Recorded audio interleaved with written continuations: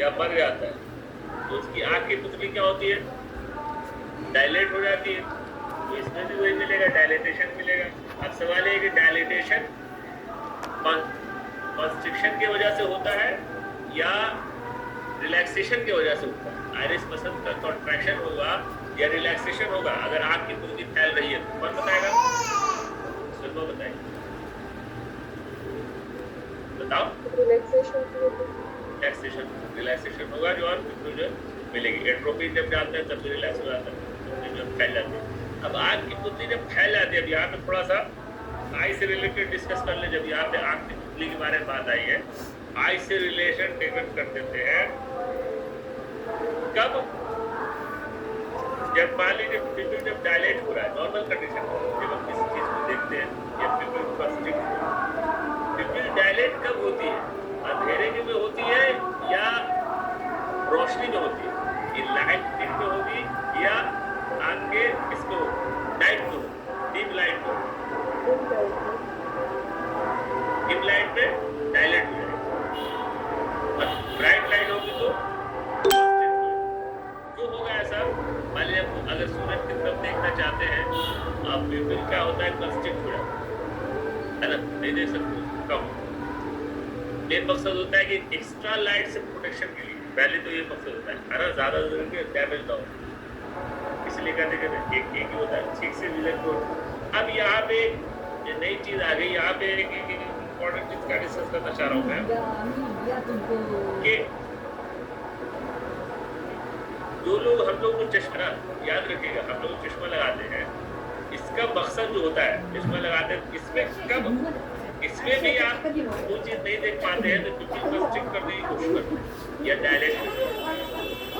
इसमें अगर मायोपिया होगा तब इंसान बिल्कुल कंस्ट्रिक्ट करना चाहेगा, या हाइपरमेट्रोपिया होगा तब करना चाहेगा। एक नई बात आ गई, कभी एक्सपीरियंस जो लोग करते हैं वो उस चीज को एक्सपीरियंस से बता सकते हैं।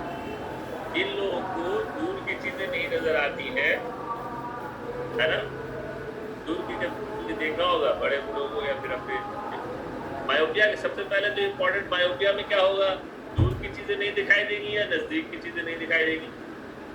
सबसे पहले तो ये जानना चाहिए। मायोपिया दोनों से चश्मा कौन लगाता है मेरे अलावा, है ना? दूर का नहीं दिखता सर मायोपिया में? मायोपिया में दूर का नहीं दिखता है ना, जैसे मैंने लेंस लगाया तो मायोपिया में दूर का नहीं दिखता है।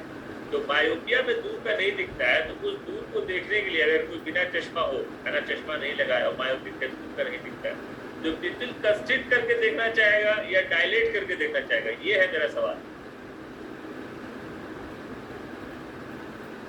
कंस्ट्रिक्ट करके देखना चाहिए। कंस्ट्रिक्ट करके, चलो ये एटलीस्ट इतना आंसर सही है। अब दूसरा सवाल साइंटिफिक का, मायोपिया में जो इमेज बनती है ना, मायोपिया में जो इमेज बनती है वो रेटाइना, रेटाइना से पहले बन जाती है या पीछे बन जाती है? इससे सब चीज जुड़ी हुई है, साइंटिफिक चीज नहीं। अगर हम मायोपिया कह रहे हैं, किसी को मायोपिया हुआ, मायोपिया भी यूपीएससी के सिलेबस में या आई का सिलेबस से कुछ भी पूछ सकता है। मायोपिया में इमेज रेटाइना से पहले बनती है या रेटाइना से बाद बनती है? कौन बताएगा? रेटाइना से बाद में। रेटाइना से बाद, रेटाइना से बाद में बनेगी तो फिर मामला जो है अलग हो जाएंगे, है ना? जब हम मायोपिया में है उसमें हमेशा जो है रेटाइना से पहले इमेज बन जाती है। अब रेटाइना से पहले इमेज बन जाती है तो इसीलिए उसका नाम हिंदी में है निकट दृष्टि दोष, है ना, या मायोपिया कहते हैं। दो तीन बातें याद रखें। In myopic condition image form in front of retina, in hypermetropia image form in behind the retina. ठीक, इसी पे डिपेंड करेगा कि हम इसको कैसे ठीक करेंगे। मायोपिया अगर है तो उसमें कौन सा लेंस लगेगा, हाइपरमेट्रोपिया है तो उसमें कौन सा लेंस लगेगा।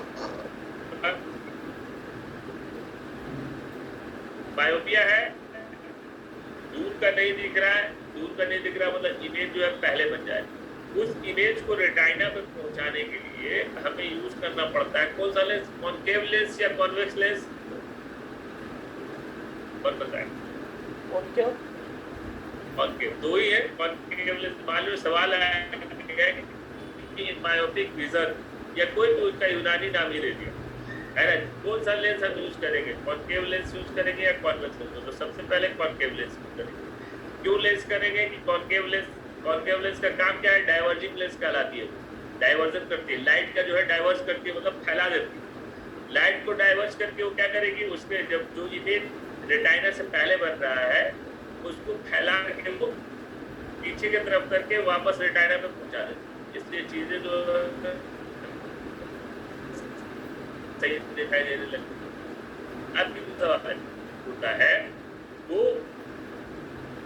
लेंस में कम पावर रहेगा या जो हम चश्मा लगाएंगे उसमें कम पावर। मान लीजिए किसी का आंख डैमेज उसको नहीं दिखाई देगा, तो जो लेंस प्रिस्क्राइब होगा उसके कॉन्टैक्ट लेंस है ना, और चश्मा, इसमें किसमें पावर कम होगा? लेंस में मान लीजिए एक आदमी चश्मा लगाता है, उसका पावर है 3 डायोप्टर, -3 जहाँ लिखा रहता है ना, समझिए 3 डायोप्टर, 1.25 लिखा हुआ मतलब 1.25 डायोप्टर उसकी यूनिट है। अब वही आदमी चाहता है कि हम चश्मा ना लगाएं, लेंस लगाएं, तो लेंस में उसका पावर कम आएगा या ज्यादा आएगा?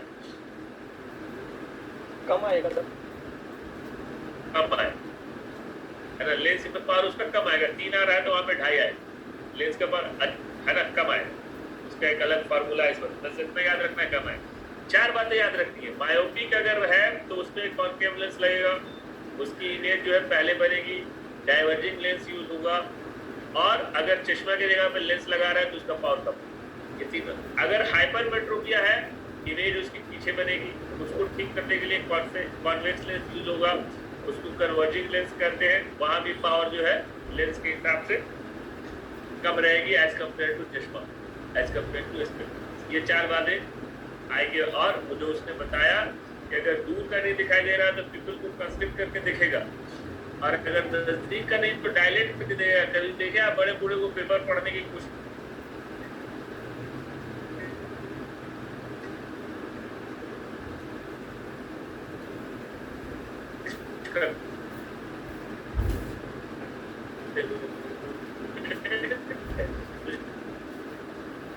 कंस्ट्रिक्ट करके देखने की कोशिश कर देगा।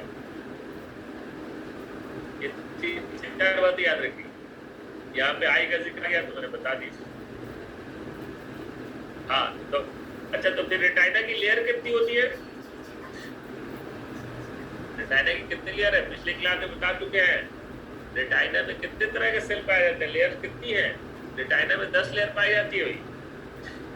अरे रेटाइना की 10 लेयर है, उसमें है रॉड एंड कोन्स, पहले ही बता चुके हैं। रॉड एंड कोन जो है वो लेयर है, और वो नाइट ब्लाइंडनेस जो होती है विटामिन ए की डिफिशिएंसी से होती है, जिसमें कि रोडोप्सिन नहीं बनता है, इसलिए रात में दिखाई नहीं देता है, दिन में ठीक दिखाई देता है। रॉड्स रिस्पॉन्सिबल है नाइट विजन के लिए, कोन्स रिस्पॉन्सिबल है लाइट विजन के लिए। ये दोनों लेयर है रेटाइना की, जिसकी वजह से इमेजेस बनती है। गशिया बलगमा की अमूमन रोजाना आएगी। क्यों आएंगी रोजाना? क्योंकि जब हम लोग बलगमी पढ़ रहे थे, चाहे मुआलबा पढ़े चाहे लस्का पढ़े, तो वहां भी रोजाना आ रहा था। तो जब गशिया होमे गशिया बलगमे की बात करेंगे तो जाहिर सी बात है इसको समझना, याद नहीं करना, रोजाना आएगी। और अगर सफराविया की बात करेंगे तो तीसरे दिन आएंगे। क्यों आएंगे तीसरे दिन? जब हम लोग गिबे दायरा और गिबे लाजो पढ़ रहे थे तो वहां सफरावी का पैटर्न है कि वो तीसरे दिन बुखार पैदा करेगा। बलगमी का पैटर्न है कि रोजाना करेगा, है ना। अगर 2 टाइप है, हुम्मे गशिया बलगमिया है, तो उसमें अमूमन रोजाना आएंगे। हुम्मे गशिया सफराविया है तो तीसरे दिन आएगा, यानी कि मरीज हर तीसरे दिन बेहोश हो जाएगा, है ना। उसके तो बेहोश नहीं होगा तो हुम्मे गशिया वो कहलाएगा नहीं। ये बात। अब सिंपल हुम्मे मुख्तलता नाम से ही पता चल रहा है, बेकायदा बुखार जिसका कोई घुटन नहीं होगा उसको हमने हुम्मे मुख्तलता कहें, ठीक है ना, उसको हम हुम्मे मुख्तलता कहें। मलिक बताओ जल्दी से, लेफूरिया जो बुखार है उसमें क्या होता है? गर्मी अंदर होती है बाहर होती है? देखने जाएगा तो बताइए, कुछ याद है? पढ़ाया होगा दोबारा इसमें, वो पढ़ा था तो बोलेगा क्या मैडम?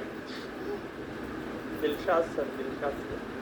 दिलशाद सर का टॉपिक है ये यार। दिलशाद सर के लेफूरिया के बारे में क्या बताया? लेफूरिया भूल भी गए होगा अब तक बताया वो।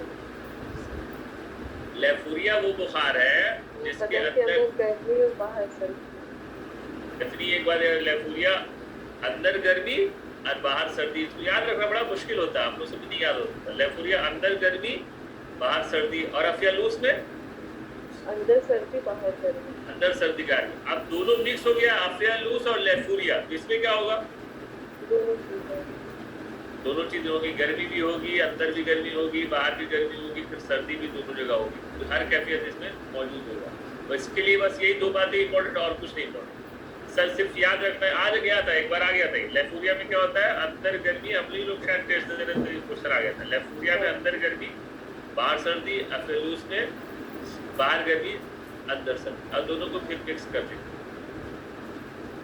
अब है हुक्म मुतबका। हुक्म मुतबका का डिफिनेशन बताओ जल्दी से, क्या किसकी टाइप है ये?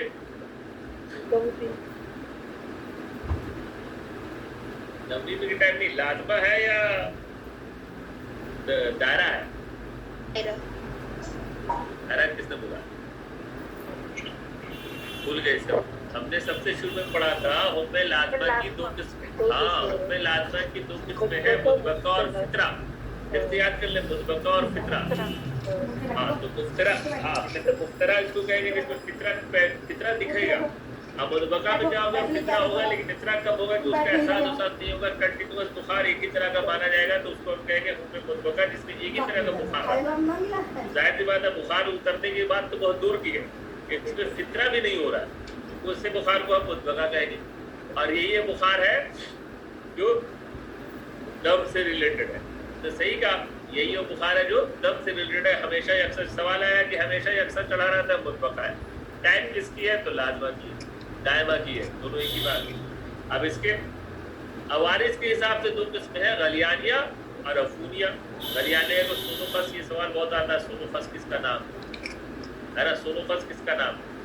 मुतबके गलियानिया के नाम है। जाहिर बात है, हुक्म दमिया, हुक्म लाजमा, सारी बात हो गई। सफरा की बात हो गई, बलगम की बात हो गई, और बात हो गई सौदा की। अब जब हम मुतबका की बात कर रहे हैं तो ये दमी बुखार है ना। दमी बुखार कैसा? लाजमा का, तो इसका नाम हम लोग रख सकते हैं। हुक्म लाजमा को कहते हैं दमिया बुखार। इससे बुखार हर वक्त चढ़ा रहता है। अदियान सुफन, हमेशा गर्मी रहना, इसके बारे हमेशा रहने के, सोनोफस हमेशा रहने, नाम से पता चलता है। अब सबसे इंपॉर्टेंट बात है, जालिदूस ने क्या कर दिया? हुक्म यौम में इसको डाल दिया। जालिदूस ने, सवाल आएगा कि किस बुखार को जालिदूस ने हुक्म यौम में शामिल किया है। जरूरी नहीं है कि सोनोफस लिखा रहे, क्या लिखा रह सकता है? हुक्म दमिया है ना, हुक्म दमिया को किया है ना, इसको मुतबका को किया है, सोनोफस को किया है, ऑल ऑफ द वक्त, ऑल ओवर। इस बुखार को बहुत इंपॉर्टेंट पॉइंट है, जालिदूस ने मुतबका को हुक्म यौम में शामिल किया है। ये सबसे। अब जो इसका साइन सिम्टम होगा, साइन सिम्टम हमेशा हम मिक्स करके देखेंगे। साइन सिम्टम अकॉर्डिंग टू खिलती रहता है, अकॉर्डिंग जो है खिलती रहता है। भाई दम से हो रहा है तो भाई नब्ज बढ़ी हुई मिलेगी और कारूरा सुर्ख मिलेगा। सुर्ख पर गलीज, नब्ज बढ़ी हुई बगैर लर्जा के शुरू हो जाता है। ये किसका सोनोफस? अब दूसरा टाइप जो हुक्म मुतबका उफूनिया, तो दूसरे उफूनिया की दो ज्यादा है, मुतज़ादा, मुतनाक़सा, मुतसाविया, तीन टाइप। इसमें भी, अब इसमें क्या है? मुतबका उफूनिया बुखार है, हमेशा रहने वाला है ना, हमेशा रहने वाला बुखार है। तो मुतबका कह रहे तो हमेशा तो रहेगा ही। अब घटेगा या बढ़ेगा तो उसकी टाइप हो जाएगी क्या? मुतज़ादा, ज्यादा बढ़ने वाला, मुतनाक़सा, घटने वाला, मुतसाविया, वर्ड से ही पता चल रहा है एक सा रहने। मुतज़ादा उस वक्त होता है जब तहल्लुल की मिक़दार से खून में तफ़्फ़ुज़ ज़्यादा हो, इसलिए बढ़ने लगेगा, है ना। ये याद करने वाली बात नहीं है। मुतज़ादा कब कहेंगे? बढ़ने वाला बुखार कब होगा? जब तहल्लुल की मिक़दार से ज़्यादा खून में, यानी कि जो इम्यून सिस्टम की जो लड़ाई हो रही है, इम्यून सिस्टम जो ठीक करने की कोशिश कर रहा है, उसके मुकाबले खून में तफ़्फ़ुज़ ज़्यादा होगा, यानी कि लोड जो होगा इन्फेक्शन का वो ज़्यादा होगा। इम्यून सिस्टम का रिस्पॉन्स कम आ रहा है, तो जाहिर सी बात है मुतज़ादा बढ़ने लगेगा। अगर ज्यादा मारने लगे तो जाहिर सी बात है एक सा रहेगा, तहफ़्फ़ुज़ से तहल्लुल की मकदार ज्यादा होती है। तहल्लुल, यहाँ पे तहल्लुल का मतलब समझ रहे हैं आप? यहाँ पे तहल्लुल का मतलब है इम्यून सिस्टम का रिस्पॉन्स, किस तरह से इम्यून सिस्टम उस बैक्टीरियल इन्फेक्शन को या उस वायरल इन्फेक्शन को खत्म करने की कोशिश कर रहा है। अगर वो ज्यादा मकदार में ज्यादा खत्म कर रहा है और साइटोकाइंस कम बन पा रहे हैं, साइटोकाइन जो हमने पहले बनाया था टेम्परेचर